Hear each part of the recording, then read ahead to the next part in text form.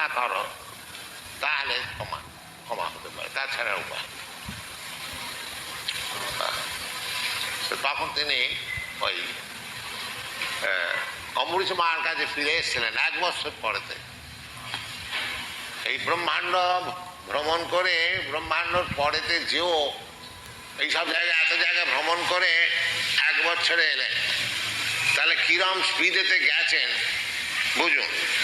আমাদের আধুনিক বৈজ্ঞানিকরা স্থির করছে যে এই ব্রহ্মাণ্ডের মধ্যে যে সবচেয়ে বড় উঁচু প্ল্যানেট আছে, সেখানে যেতে হলে ওই স্পুটনিক নিয়ে ওই স্পিডেতে 40,000 বৎসর লাগে। তাহলে যোগ সিদ্ধির দ্বারাতে কত স্পিডেতে গেছে এটা বুঝে গেছে। এটা সম্ভব আছে, যোগ সিদ্ধি হলে এসব হয়। কিন্তু সেই যোগ সিদ্ধি হলেও সে ভক্তর কাছে ছোট, কারণ সেই দুর্বাসাকে ফিরে আসতে হলো, এসে অম্বরীশ মহারাজ পায়েতে পড়ে যেতে হলো যে আপনি আমাকে ক্ষমা। অম্বরীশ মহারাজ তিনি যোগ সিদ্ধ হলেও ভগবত ভক্তির দ্বারাতে তিনি নিজেকে অত্যন্ত ক্ষুদ্র মনে করতেন। যারা ভক্ত হবে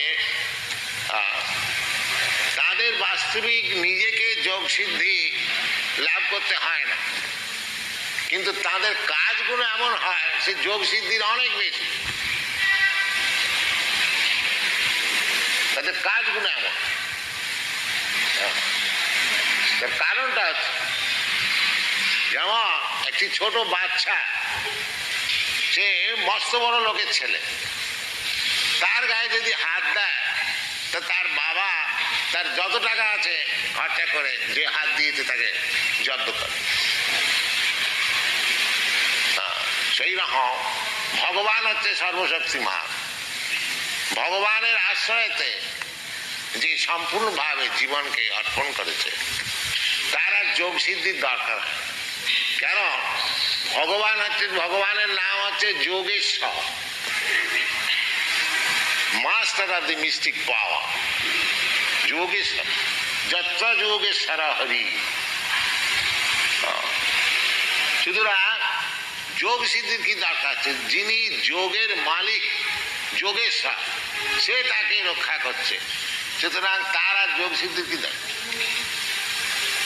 অটোমেটিক এলে যাবে যোগ। একটা লোকে পরিশ্রম করে টাকা রোজগার করছে, 2 লাখ 10 লাখ 2 কোটি, আর একজন এমন লোকের ছেলে যার অনন্ত কোটি টাকা, সুতরাং তার আর পরিশ্রম করে ওই 2 লাখ 10 লাখ 2 কোটি 4 কোটি রোজগার করবার কি দরকার?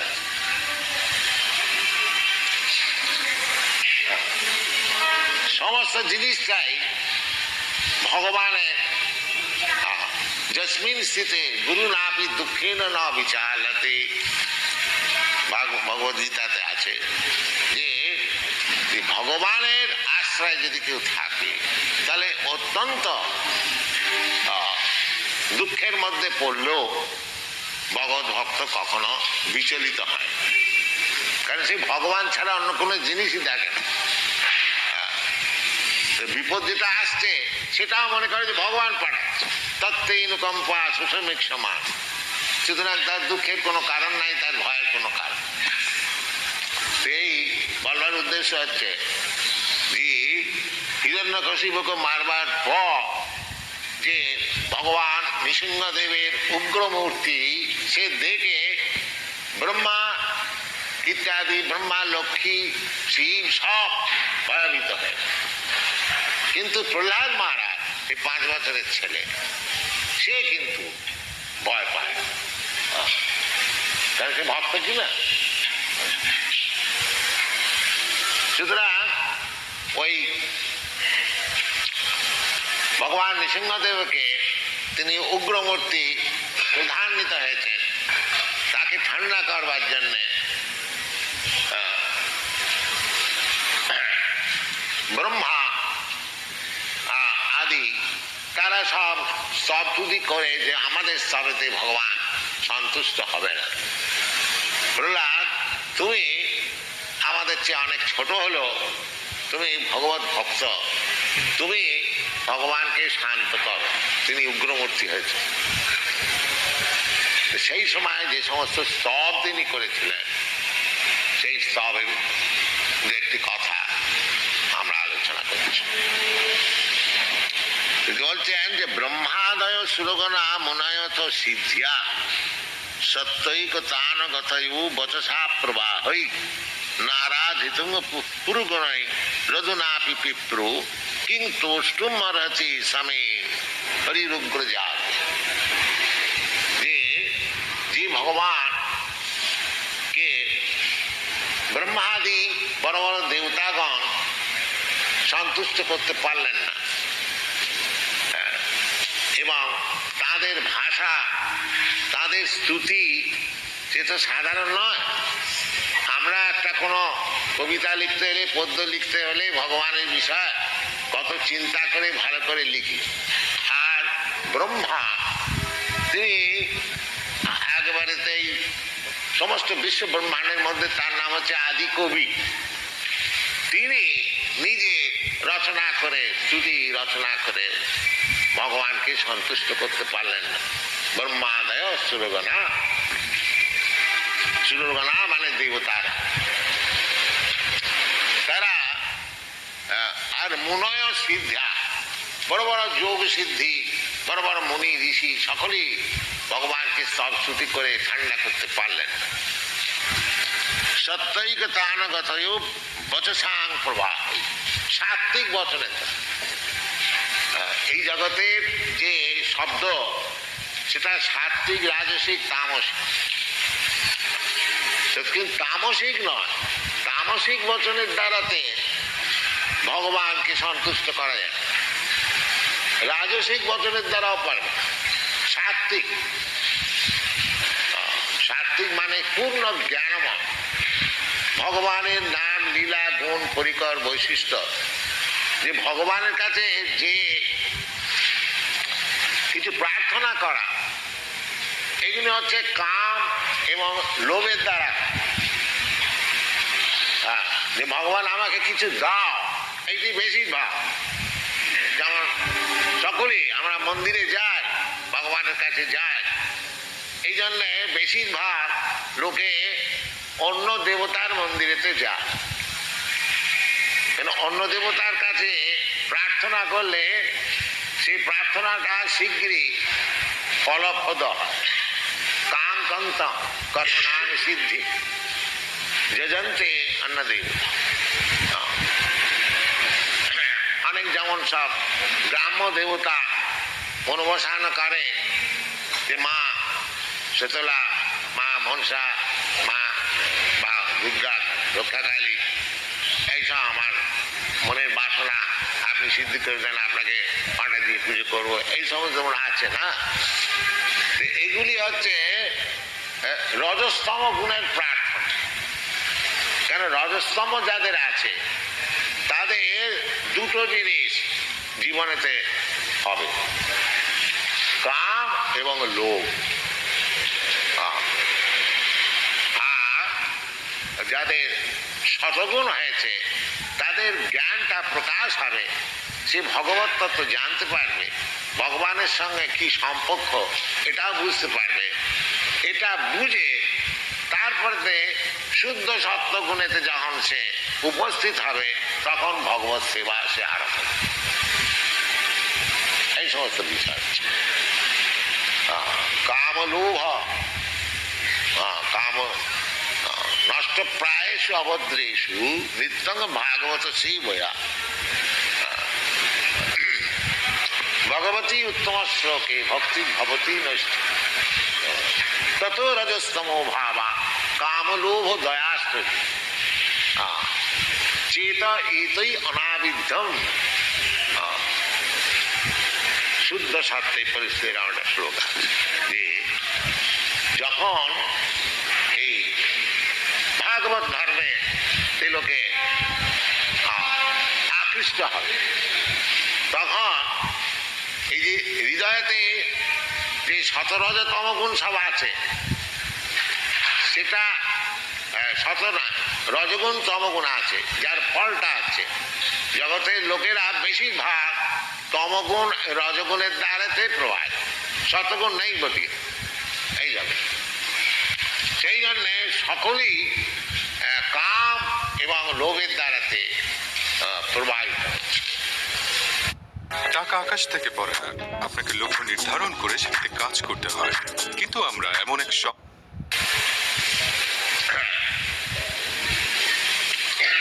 সেই জন্যে যারা ব্রহ্মাদি সুরগণা তারা ভগবানের যে প্রার্থনা করে সেটা কাম এবং লোভের দ্বারাতে প্রবাহিত নয়, সেটা হচ্ছে শতগুণ। সেই জন্য বলছেন যে সেই শতগুণের থেকেও যে ভগবানকে স্তব স্তুতি করলে তাতেও ভগবানকে সন্তুষ্ট করতে পারলেন না। নারাধিতং পুরগণে যধুনাপি পিপ্রু কিং তোষ্টুম অরহতি সামে হরি রুগ্র জাতে। আমি হচ্ছে উগ্র জাতি, আমার বাবা হিরণ্যকশিপু একেবারে রজস্তম গুণেতে ভরা, কাম আর লোভ, আমি তার পুত্র। আমি ভগবানের কি স্তুতি করব, কি তাকে সন্তুষ্ট করব? দেখুন, এই যে ভগবত ভক্তের নম্রতা, তিনি হচ্ছেন ভগবানের এত বড় ভক্ত প্রহ্লাদ মহারাজ যে তাকে রক্ষা করবার জন্যে স্বয়ং ভগবান আবির্ভূত হল হিরণ্যকশিপুকে মারবার জন্যে। নৃসিংহদেব তিনি কত বড় উচ্চস্তরের ভক্ত, এবং তিনি বৈষ্ণব গুরু। বৈষ্ণবদের যে সম্প্রদায় আছে মহাজন, দ্বাদশ মহাজন আছে, তার মধ্যে তিনি একজন। দ্বাদশ মহাজন হচ্ছেন যে স্বয়ম্ভু নারদ শম্ভু। স্বয়ম্ভু মানে হচ্ছে ব্রহ্মা, যার জন্ম হয়েছিল মানে বাপ মা নেই, পদ্ম ফুলের ভেতরেতে জন্ম হয়েছে। তার বাপ হচ্ছে অবশ্য ভগবান, পদ্ম ফুলটা হয়েছিল ভগবানের নাভি থেকে, কিন্তু মায়ের সঙ্গে কোনো সম্পর্ক ছিল, মা সামনে বসেছিল লক্ষ্মী। কিন্তু ভগবান ব্রহ্মাকে জন্ম দিলেন, যেরম ভাবে জন্ম দেয় স্ত্রী পুরুষের মিলন হতে, সেরম ভাবে জন্ম দিলেন। ভগবান ইচ্ছে করে তার নাভি থেকে পদ্ম বার করে দিলেন, সেখান থেকে জন্ম। এতে বোঝা যাচ্ছে যে ভগবানের কার্যকলাপ অন্যের সহায় দরকার হয়। আমাদের ছেলের জন্ম দিতে হলে বিয়ে করতে হবে, স্ত্রী চাই, তবে ছেলে হয়। হ্যাঁ, আমাদের বাংলাদেশে একটা কথা আছে, মাগ নেই ছেলের তরে কান। আর ছেলে চাই তো মাগ তো চাই, কিন্তু ভগবানের সেসব দরকার। ভগবান যদি ছেলে তৈরি করতে হয় তার স্ত্রীর দরকার। স্ত্রী স্বয়ং লক্ষ্মী তার পদসেবা করছেন নারায়ণের, কিন্তু তার সহায় মিলে। এই জন্য ভগবানের নাম হচ্ছে সর্বশক্তিমান। সর্বশক্তিমান মানে কোনো বাইরের শক্তি তার দরকার। পরাশ্য শক্তি বিবিধই বস্তুতে স্বাভাবিক জ্ঞান বল ক্রিয়া। এই হচ্ছে ভগবানের পরিচয়। এই ভগবানের এত শক্তি আছে, সব জিনিসটাই স্বাভাবিক পূর্ণ জ্ঞান মনে হয়, কিন্তু তার ভেতরে শক্তি সব কাজ করছে। এটা আমাদের যাদের বুদ্ধি কম তারা বুঝতে পারে না যে ভগবানের শক্তি কিরম ভাবে কাজ করছে। একথা আমরা অনেকবার আলোচনা করেছি। একটি সুন্দর ফুল আমরা যদি আঁকতে যাই তা আমাদের কত পরিশ্রম করতে হয়, কত রং নিয়ে আসতে হয়, তুলি নিয়ে আসতে হয়। তারপরে তাও সে যেমন গোলাপ ফুল গাছে ফোটে সেরকম ভাবে সুন্দর হয়। আর গাছেতে হাজার হাজার লক্ষ লক্ষ গাছেতে লক্ষ লক্ষ কোটি কোটি ফুল হয়ে গেল। বাস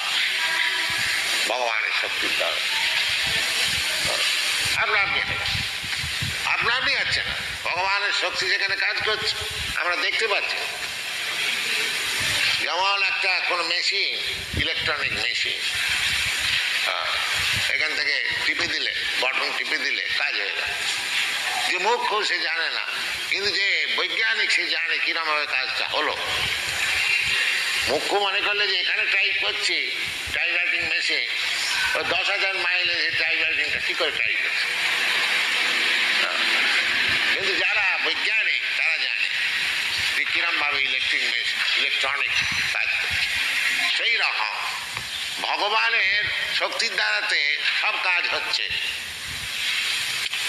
সেটা কিরম ভাবে হচ্ছে সে ভগবানের সঙ্গে যার পরিচয় আছে সে বুঝতে পারে, অন্য লোকে বুঝতে পারে না।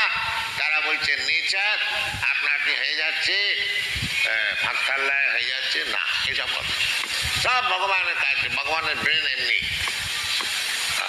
যারা বুঝতে পারছে না তারা ভগবানকে নিরাকার করে দিচ্ছে।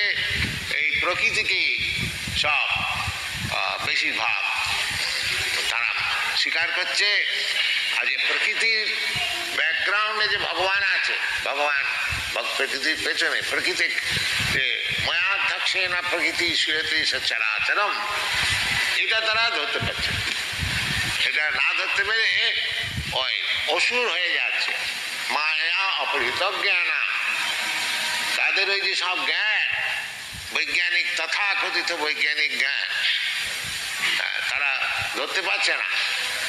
সেদিন আমি ম্যাড্রাসেতে একটি বৈজ্ঞানিককে জিজ্ঞাসা করেছি যে আপনাদের বৈজ্ঞানিক নিয়ম হচ্ছে যে হাইড্রোজেন অক্সিজেন মিলিয়ে জল, এই যে এত বড় সমুদ্র, কত টন হাইড্রোজেন আর অক্সিজেন দরকার হয়েছিল, আর কে সাপ্লাই করেছে, কি করে জলটায়, এটার বিষয়ে আপনারা কি বলেন?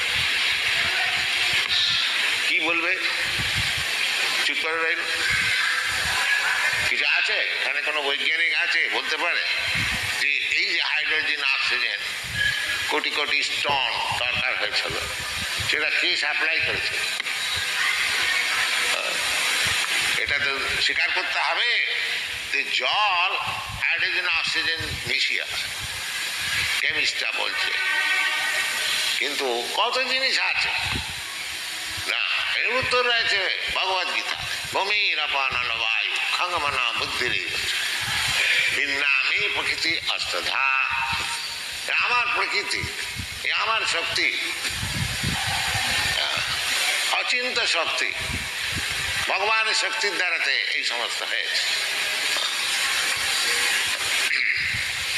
সেই জন্য বলছেন যে ব্রহ্মাদয় সুরগণা মনয়ও তো সিদ্ধিয়া সত্যৈকতানগতয়ো বচসাং প্রবাহী। বচসাং প্রবাহী যেমন নদীর জল প্রবাহ একবারে চলে, একটা ঢেউয়ের পর একটা ঢেউ, আর একটা ঢেউ, আর একটা ঢেউ, তার আর গুনতি না। সেই রকম ভাবেতে ব্রহ্মা আদি কবি তিনি সব শ্রুতি করলেন সত্যৈক বচনে, সব সাত্বিক বচনের দ্বারাতে, কোন রকম রজস্তম তাতে দূষিত হয়। এইরকম ভাবেতে বলেও তিনি যখন সন্তুষ্ট করতে পারলেন না ভগবানকে, তো আমার তো এই শরীরটা হয়েছে রজস্তম গুণ পিতা, আমার পিতা, তার দ্বারা আমি ভগবানকে সন্তুষ্ট করবো কি করে? এটা হচ্ছে বৈষ্ণবের দৈন্যতা। যেমন চৈতন্য চরিতামৃতকার তিনি বলছেন পুরুষের কীট হইতে মহিষের লঘিষ্ঠ। আমি ওই যে গুয়ের পোকা হয় তার চেয়েও আমি কমা। পুরুষের কীট হইতে মহিষে লঘিষ্ঠ, জগাই মাধাই হইতে মহিষে পাপিষ্ঠ। আর আমি এত পাপী, জগাই মাদায়ের অনেক হাজার গুণ, তার চেয়ে হাজার গুণ পাপী। জগাই মাদাই কম পাপী, তিনি চৈতন্য মহাপ্রভু তাকে উদ্ধার করেছেন।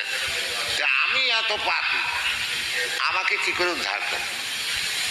এইরকম ভাবে তিনি দৈন্য করছেন। কিন্তু সেটা যে লোক দেখানো করছেন তা নয়। তিনি বৈষ্ণব যিনি, তিনি নিজেকে ওই রকম মনে করেন। শুধু যিনি মহাভাগবত বৈষ্ণব, তিনি নিজেকে খালি মনে করেন যে সকলেই ভগবত ভজন করছে, আমি পারলাম, আমি করতে পারলাম। এটা তাদের ইচ্ছা।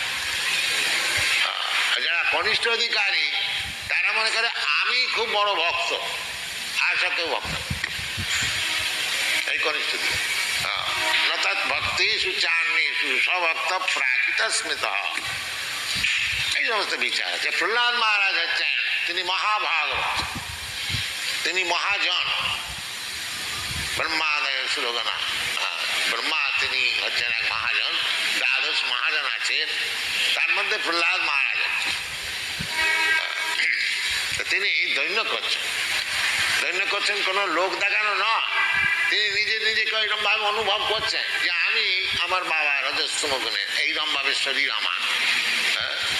বলছেন কি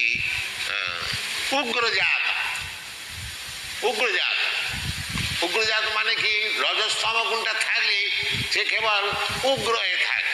হ্যাঁ, আমার থেকে আমি মস্ত বল। আর যিনি শতগুণে থাকবেন তার কাছে তো প্রকাশ হবে কিনা, তিনি জানতে পারবেন যে ভগবানের চেয়ে কি বড় হবে। সেই জন্যে তিনি নম্র হয়ে থাকেন। তিনাদ পিছু নিচে না তরোরপি সহিষ্ণু না অমানিনা মানদীন কীর্তনীয় সদা। এই ভগবত ভক্ততে আর উগ্র জাতির বাবা। সেই জন্য বলছে যখন আমাকে এরা সব বলছে যে তুমি স্তুতি করে সন্তুষ্ট করো, তা আমার তো কোনো গুণ নাই, আমি তো উগ্র জাত বা ছোট লোকের ছেলে, সাধারণ কথা, আমি কি করতে পারি। কিন্তু যখন এরা সব বলছেন তখন মন্যে ধনাভিজন রূপ তপস্সুতৌজ স্তেজ প্রভাব বল পৌরুষ বুদ্ধি যোগ নারাধনা হি ভবন্তি পরস্য পুংস ভক্ত্যা কৃতোষ ভগবান গজদ্রুত পায়। এতে বোঝা যাচ্ছে যে এই যে ভগবানকে সন্তুষ্ট করতে হলে এই যে সব জিনিস আছে কি, মন্যে ধনাভি অভিজন রূপ তপস সুতৌজ,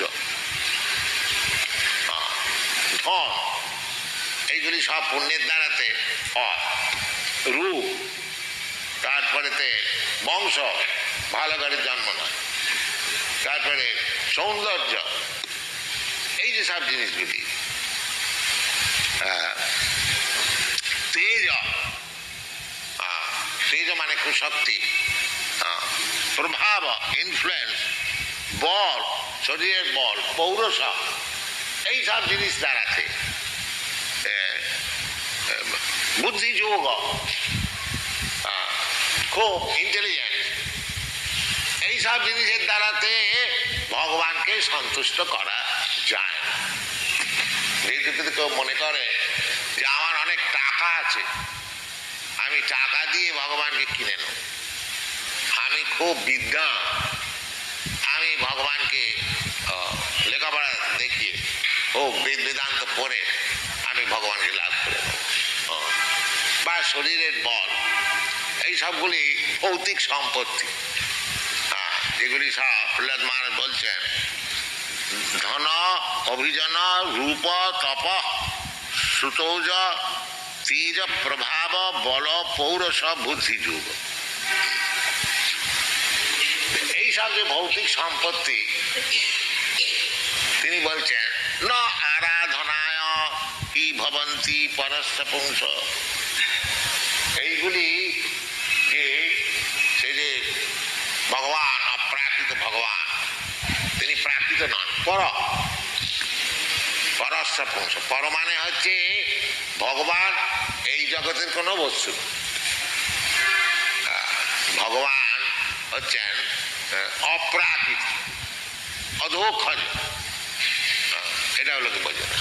এটা শঙ্করাচার্য তিনিও বলেছেন, তিনিও যদিও আমাদের বৈষ্ণব মতে তার সঙ্গে মিল হয় না, তিনিও বলেছেন নারায়ণ পর অপ্রত্যাদ, নারায়ণ যিনি তিনি এই জগতের কোনো বস্তু, এবং কৃষ্ণ বলেছেন অবজানন্তি মাং মূঢ়া মানসিং তনুমাশ্রিতা। আমি যেহেতু এই মানুষের মতো লীলা করছি, মূঢ়া বোকা লোকগুলো মনে করে আমি একটা মানুষ, কিন্তু তিনি কোনো ভৌতিক বস্তু নয়। সেই জন্যে ভগবানকে কোনো ভৌতিক বস্তু দিয়ে সন্তুষ্ট করা যেতে পারে। এই জগতের লোককে আপনি বশ করতে পারেন, আপনার যদি টাকা থাকে, টাকার দ্বারা এই জগতের লোককে বশ করতে পারে। বা আপনার যদি অ্যারিস্টোক্রেসি থাকে, ধরুন আপনি খুব বড় ঘরের লোক, আপনার বাড়িতে ছেলে মেয়ে বিয়ে দেওয়ার জন্য লোকে খুব আগ্রহী হয়, কেননা একটা অ্যাট্রাকশন। বা কোনো রূপবান স্ত্রী বা পুরুষ থাকলে তার উপর সকলে আকৃষ্ট হয়। এইসব ভক্তি জিনিসের দ্বারাতে এই জগতের কারবার চলতে পারে। কিন্তু যদি ভগবানকে লাভ করতে হয় তাহলে এই সব জিনিস দিয়ে চলবে না। ভগবানকে লাভ করতে হলে এখানেও বলছে যে ভক্ত্যা তুতুষ ভগবান গজযূথ পায়। গজযূথ পায় যে সেই যে হস্তি বিপদে পড়ে ভগবানকে ডেকেছিলেন, গজরাজ, তাকে যে ভগবান রক্ষা করেছিলেন। তিনি মনুষ্যও নয়, তিনি পশু, কিন্তু তার ভক্তির দ্বারাতে সে পশু হলেও ভগবান এসে তাকে রক্ষা করেছে। হনুমান যেমন, হনুমান তিনি মনুষ্য নয়, তিনি পশুর মধ্যেই বাঁদর, কিন্তু তার ভক্তির দ্বারাতে রাম ভক্ত বলে তার এত সৌভাগ্য, এত সম্মান, যে আজ পর্যন্ত বজ্রাঙ্গজি হনুমানের সব পূজা হচ্ছে। এবং ভগবান নিজেও বলছে ভক্তা মাম অভিজানাতি যাবান যস্যামি তত্ত্ব। যে ভগবানকে লাভ করতে হলে ভক্তিটা, এই জগতের কোনো জিনিস নিয়ে হবে না। তবে তাহলে কি এই জগতের জিনিস ফেলে দিতে হবে না? এই জগতের জিনিস কিভাবে ব্যবহার করতে হয় সেটা ভক্ত জানে। ভক্ত জানে, কিরম ভাবে জানে? যে ভক্ত জানে যে জগতে যে কোনো বস্তু আছে সে সমস্ত ভগবানের। বাস্তবিক কথাটা তাই, এই কথাটা এখন বলছিলাম। ভূমির অপনল বায়ু সঙ্গমন বুদ্ধির বচন। এই যে মাটি, জল, আকাশ, অগ্নি, পঞ্চভূত, এটা ভগবান বলছে আমার। সুতরাং আমরা এই যে সব কাঠ পাথর জল নিয়ে সব বাড়ি তৈরি করি, ঘর তৈরি করি, বিছনা তৈরি করি, ফার্নিচার তৈরি করি, এই ধরনের সম্পত্তি আমরা মনে করি। কিন্তু এইগুলি জিনিসগুলি তো অরিজিনাল যে র ম্যাটেরিয়াল, সেগুলি তো ভগবান। আমি একটা মস্ত বড় পাথর এর বাড়ি তৈরি করছি, খুব অনেক টাকা খরচা, কিন্তু পাথরটা এলো করছে কোন ফ্যাক্টরিতে তৈরি হয়েছে পাথর? কে তৈরি করেছে?